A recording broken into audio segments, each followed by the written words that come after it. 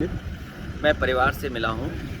परिवार दुखी है और वो ये कल्पना ही नहीं कर सकते थे कि जो बेटी इतनी पढ़ी लिखी और जिसने जीवन भर संघर्ष किया हो, इतना परिश्रम किया हो और तमाम परीक्षाएं पास कर करके उसने नौकरी हासिल की हो, वो बेटी ऐसी घटना कर दे।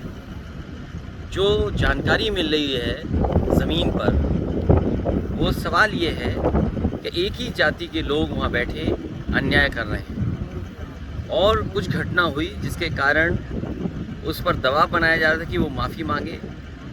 जब माफ़ी नहीं मांगी तो उसको कई जाति सूचक गालियां दी गई, जिसके कारण जो भी घटना है वो दिखाई दे रही। परिवार अभी भी स्वीकार नहीं कर रहा है कि उसकी बेटी आत्महत्या कर सकती है और उत्तर प्रदेश में पहली बार नहीं हो रहा है।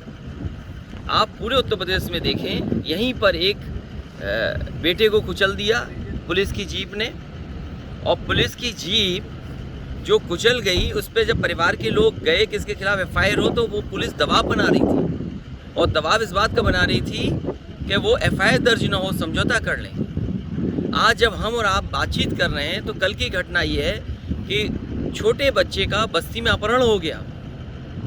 एक कोने से दूसरे कोने में मुख्यमंत्री के जाति के लोग बैठे हैं, वो जगह जगह अन्याय कर रहे हैं। आपने स्टेटमेंट सुना होगा सिंचाई मंत्री जी का, किस तरीके से करप्शन बढ़ा है, हर योजना में करप्शन है और ये कंटिन्यूटी की सरकार है। वो अगर करप्शन की उंगली उठा रहे हैं तो उनसे पहले जो मंत्री थे उन पर उंगली उठा रहे हैं। डिप्टी सीएम आप देख रहे हो, अस्पतालों में जा रहे हैं, कभी पीएससी में जा रहे हैं, सीएससी में जा रहे हैं और कहते हैं हम शर्मिंदा हैं। उन्हें कहीं नहीं जाना चाहिए, ना पीएससी, सीएससी और किसी अस्पताल में। उन्हें सीधे मुख्यमंत्री आवास जाना चाहिए और मुख्यमंत्री जी से कहना चाहिए कि हम शर्मिंदा हैं कि 5 साल में आपने स्वास्थ्य सेवाएं ध्वस्त कर दी। तो आखिरकार ये सरकार क्या है? इस बेटी को न्याय दिलाने के लिए सदन में समाजवादी पार्टी सवाल उठाएगी।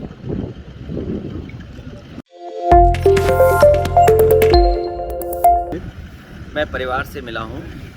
परिवार दुखी है और वो ये कल्पना ही नहीं कर सकते थे कि जो बेटी इतनी पढ़ी लिखी और जिसने जीवन भर संघर्ष किया हो, इतना परिश्रम किया हो और तमाम परीक्षाएं पास कर करके उसने नौकरी हासिल की हो, वो बेटी ऐसी घटना कर दे।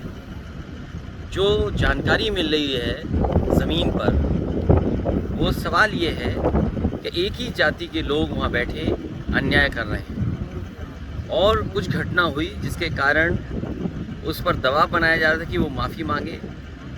जब माफ़ी नहीं मांगी तो उसको कई जाति सूचक गालियां दी गई, जिसके कारण जो भी घटना है वो दिखाई दे रही। परिवार अभी भी स्वीकार नहीं कर रहा है कि उसकी बेटी आत्महत्या कर सकती है और उत्तर प्रदेश में पहली बार नहीं हो रहा है। आप पूरे उत्तर प्रदेश में देखें, यहीं पर एक बेटे को कुचल दिया पुलिस की जीप ने, और पुलिस की जीप जो कुचल गई उस पर जब परिवार के लोग गए कि इसके खिलाफ एफआईआर हो, तो वो पुलिस दबाव बना रही थी और दबाव इस बात का बना रही थी कि वो एफआईआर दर्ज न हो, समझौता कर लें। आज जब हम और आप बातचीत कर रहे हैं तो कल की घटना ये है कि छोटे बच्चे का बस्ती में अपहरण हो गया। एक कोने से दूसरे कोने में मुख्यमंत्री के जाति के लोग बैठे हैं, वो जगह जगह अन्याय कर रहे हैं। आपने स्टेटमेंट सुना होगा सिंचाई मंत्री जी का, किस तरीके से करप्शन बढ़ा है, हर योजना में करप्शन है और ये कंटिन्यूटी की सरकार है। वो अगर करप्शन की उंगली उठा रहे हैं तो उनसे पहले जो मंत्री थे उन पर उंगली उठा रहे हैं। डिप्टी सीएम आप देख रहे हो, अस्पतालों में जा रहे हैं, कभी पीएससी में जा रहे हैं, सीएससी में जा रहे हैं और कहते हैं हम शर्मिंदा हैं। उन्हें कहीं नहीं जाना चाहिए, ना पीएससी, सीएससी और किसी अस्पताल में। उन्हें सीधे मुख्यमंत्री आवास जाना चाहिए और मुख्यमंत्री जी से कहना चाहिए कि हम शर्मिंदा हैं कि 5 साल में आपने स्वास्थ्य सेवाएं ध्वस्त कर दी। तो आखिरकार ये सरकार क्या है? इस बेटी को न्याय दिलाने के लिए सदन में समाजवादी पार्टी सवाल उठाएगी।